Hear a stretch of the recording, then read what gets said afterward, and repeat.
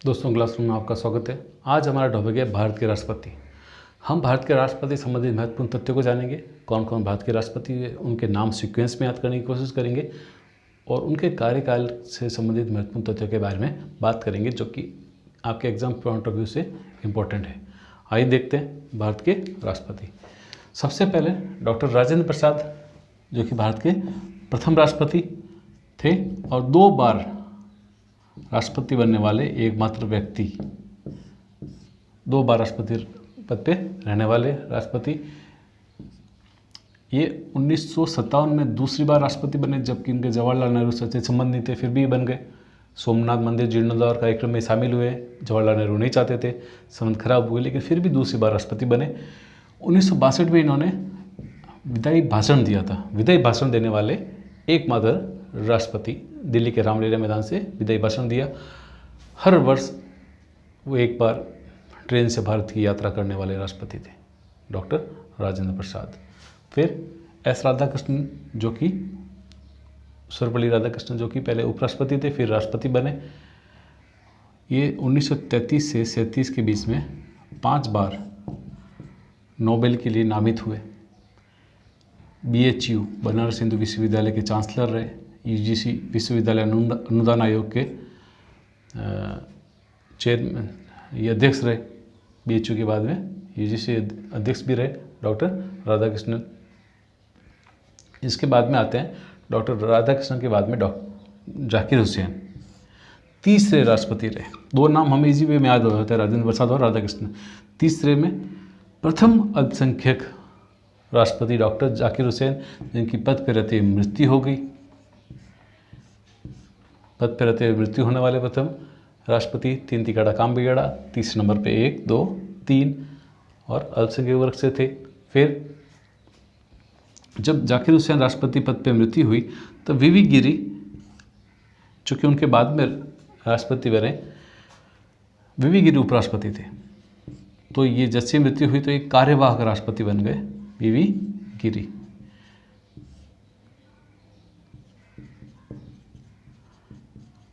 फिर इनको भारत रत्न भी मिला हुआ है। ये कार्यवाहक राष्ट्रपति बने। फिर उन्होंने राष्ट्रपति पद का चुनाव लड़ा और पहले गैर कांग्रेसी राष्ट्रपति बने। पहले गैर कांग्रेसी राष्ट्रपति VV गिरी।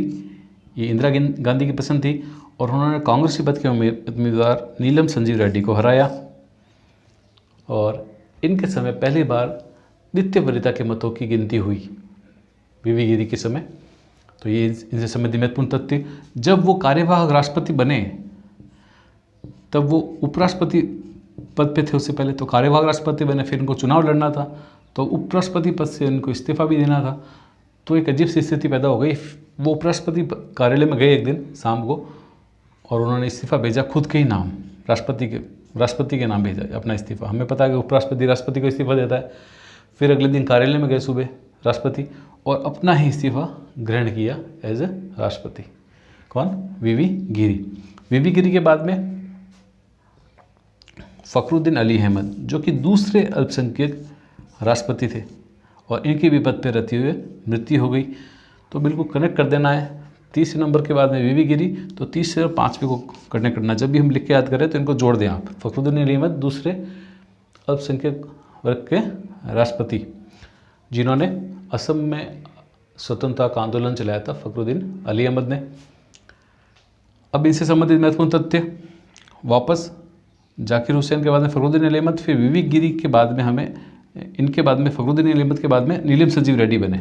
तो नीलम संजीव रेड्डी, एक को छोड़ के वापस नीलम संजीव रेड्डी आ रहे हैं। तो VV गिरी और नीलम संजीव रेड्डी को कनेक्ट कर दें और जाकिर हुसैन और फखरुद्दीन अली अहमद को कनेक्ट कर दें। नीलम संजीव रेड्डी निर्विरोध चुने गए, प्रथम राष्ट्रपति जो निर्विरोध चुने गए। यहाँ तो हार गए थे VV गिरी के सामने कांग्रेस उम्मीदवार के रूप में, लेकिन बाद में निर्विरोध चुने गए 1977 में। तो यहाँ तक अगर आप सीक्वेंस याद रख लें, जाकिर हुसैन और फखरुद्दीन अली अहमद को जोड़ लें, VV गिरी और नीलम संजीव रेड्डी को कनेक्ट कर लें, तो 4 तो ये और 2 ये, 6 ऐसे याद हो जाएंगे। तो बहुत ही ईजी वे में हो जाएंगे आपको याद। फिर अगर आप देखें तो रामनाथ कोविंद वर्तमान में राष्ट्रपति है। इससे पहले प्रणब मुखर्जी थे, जिनकी अभी मृत्यु हो गई। प्रतिभा पाटिल प्रथम महिला राष्ट्रपति और APJ अब्दुल कलाम। तो इससे करके अगर आप इन 4 को कनेक्ट कर दें बिल्कुल रिजवी में हो जाएंगे, अभी हम देखेंगे।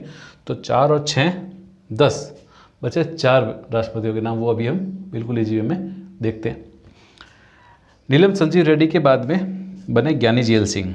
ज्ञानी जेल सिंह नाम तो ज्ञानी था, लेकिन स्नातक भी पास नहीं, स्नातक क्या मैट्रिक भी पास नहीं थे। ज्ञानी इसलिए लगा क्योंकि इन्हें सिख धर्म का अच्छा ज्ञान था, इसलिए ज्ञानी इनके नाम के आगे लगा हुआ है। इनकी कार दुर्घटना में मृत्यु हो गई थी। इंदिरा गांधी की व्यक्तिगत पसंद थे, इंदिरा गांधी के प्रति बेहद वफादार थे, और इनके सामने चीफ जस्टिस ऑफ इंडिया रह चुके थे खन्ना, सीजेआई खन्ना इनके सामने चुनाव लड़े थे 1982 में, जो कि इंदिरा गांधी के दूर विरोधी लोगों में गिने जाते थे। यानी जेल सिंह बिल्कुल इजी वे में ये भी नाम हो जाएगा इनके बाद में, क्योंकि 1982 में यहाँ पे इंदिरा गांधी प्रधानमंत्री बनी। कांग्रेस को बहुत अभी तक का सबसे ज़्यादा बहुमत इसी समय प्राप्त हुआ था जब इंदिरा गांधी इस समय प्रधानमंत्री बनी। फिर उसके बाद में यानी जेल सिंह के बाद में बने वेंकटरमन। वेंकटरमन ने अपने 5 वर्ष के कार्यकाल में 3 प्रधानमंत्रियों को शपथ दिलाई, यानी इन्होंने 4 प्रधानमंत्रियों का कार्यकाल देखा। सर्वाधिक अस्थिर सरकारें इन्होंने देखी।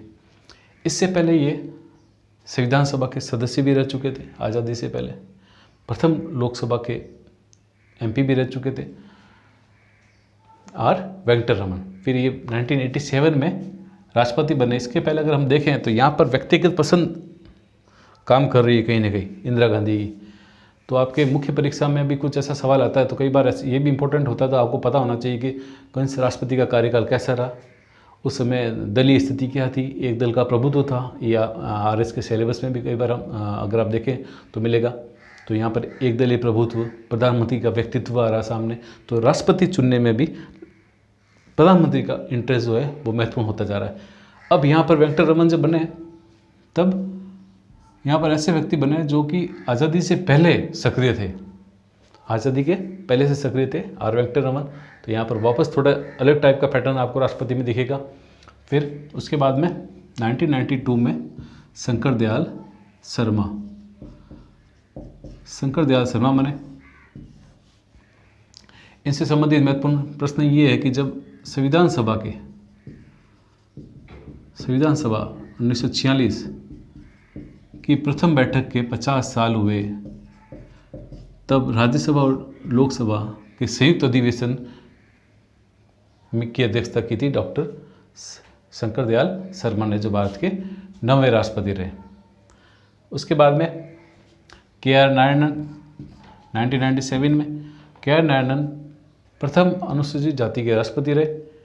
इनसे संबंधित एक महत्वपूर्ण तथ्य ये है कि इनके समय में भाजपा और कांग्रेस इनके नाम पे सहमत हो गई थी। भाजपा कांग्रेस के प्रत्याशी थे, भाजपा भी सहमत हो गई थी।